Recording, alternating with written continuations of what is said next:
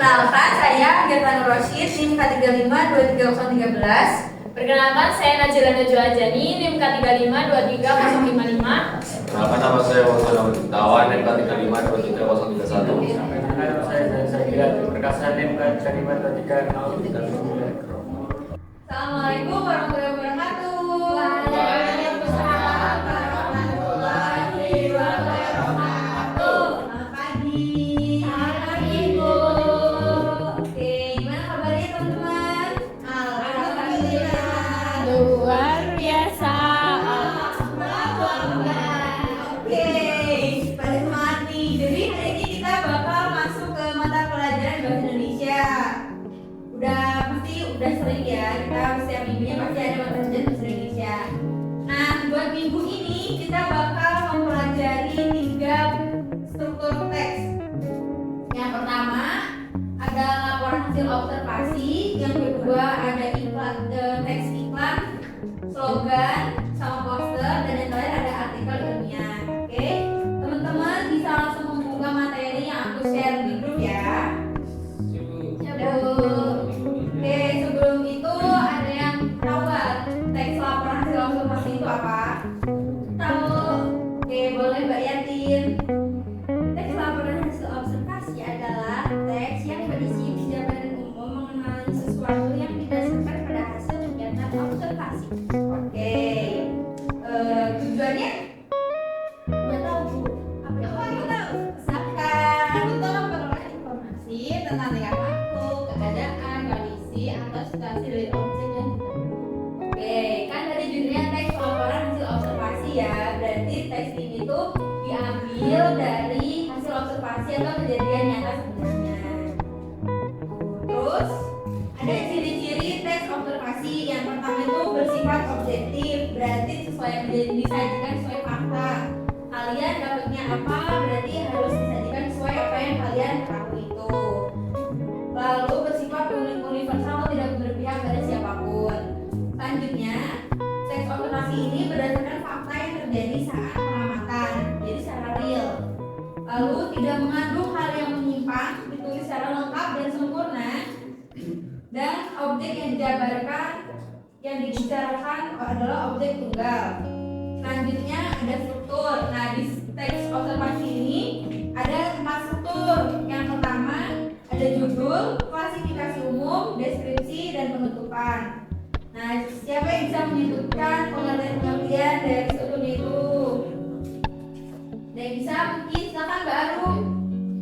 Judul berisi judul teks laporan hasil observasi yang ingin disusun.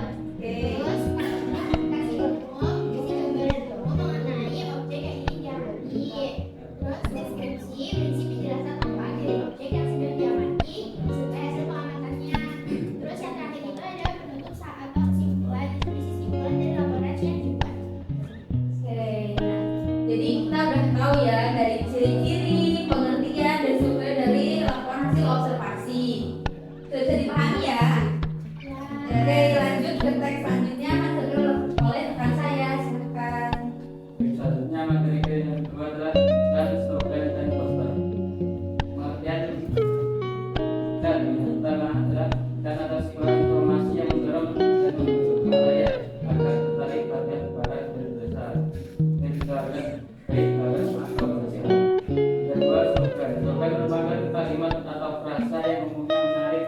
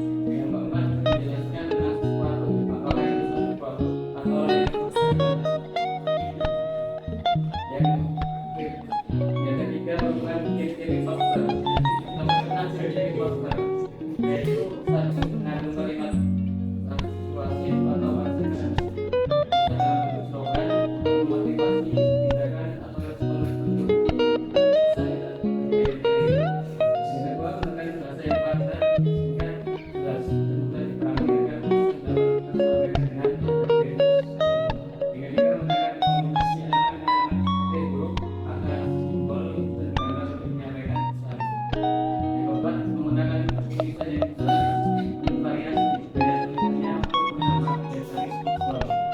Yang kelima, biasanya didesain pada media kertas atau kain dengan motif yang menarik. Yang keenam, mengandung elemen visual seperti sketsa, lukisan, dan mengandung program untuk menambah daya tarik dan memperkuat komunikasi visualnya. Oke, selanjutnya kalian ada teks artikel atau artikel ilmiah populer.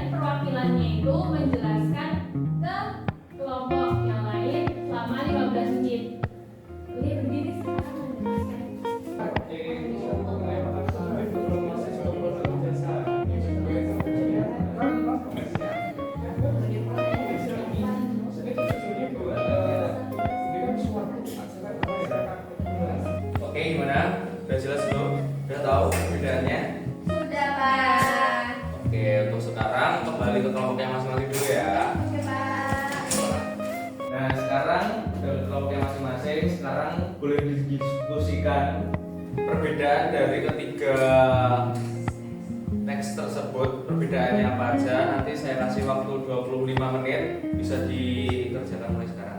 Oke, selamat silakan. Oke, udah didiskusikan semua ya. Sudah, Pak. Oke. Boleh dipresentasikan dari kelompok 1. Ke depan, silakan langsung ke. Kenalkan, dok dari kelompok 1 akan mempresentasikan hasil diskusi kelompok kami tentang perbedaan dari masing-masing teks. Jadi yang pertama ada teks laporan hasil observasi yang akan disampaikan oleh Mbak Nabila. Yang pertama yaitu teks L1, laporan hasil observasi. Selanjutnya yaitu bagian B. Selanjutnya teks iklan. Konten teks iklan yaitu dibandingkan dengan teks LHO, teks iklan berbentuk komunikasi untuk mempromosikan barang jasa atau ide kepada khayal luas. Ciri-cirinya memiliki kesan persuasif, menarik perhatian, berisi informasi singkat dan jelas, biasanya mengandung ajakan atau call to action. Selanjutnya, teks slogan akan disampaikan oleh Mbak Aru. Untuk teks slogan yaitu kalimat atau peran singkat yang mudah diingat untuk menyampaikan pesan tertentu, biasanya untuk promosi atau motivasi. Selanjutnya, teks karya ilmiah akan disampaikan oleh Olga. Karya tulis ini populer, penelitiannya tulisan yang menjelaskan hasil kajian ilmiah secara sederhana agar dapat dipahami oleh masyarakat umum. Baik, sekian presentasi dari kelompok kami. Berikut adalah perbedaan dari masing-masing struktur teks. Terima kasih. Wassalamualaikum warahmatullahi wabarakatuh.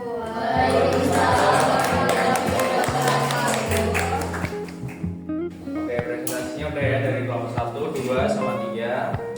Udah paham semua? Oke.